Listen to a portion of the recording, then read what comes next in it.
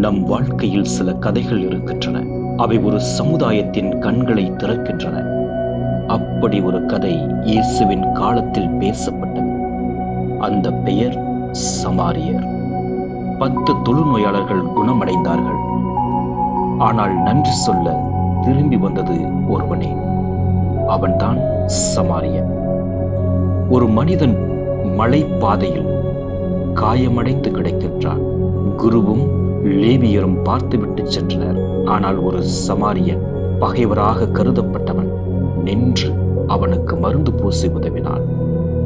ஒரு பெண் தண்ணீர் எடுக்க வந்தாள். இயேசு அவளிடம் பேசினார். அவள் சொன்னாள், நீ யூதர், நானும் சமாரியர்.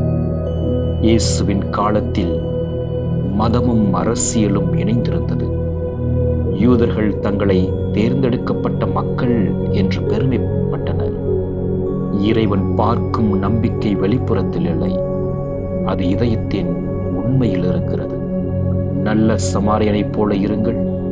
அன்பும் இரக்கமும் உங்கள் வழிபாடாகட்டும். அதில்தான் இறைவன் தங்கியிருக்கிறார். அன்பு எல்லைகளை கடக்கும் போது இறைவன் நம் நடுவில் தோன்றுகிறார்.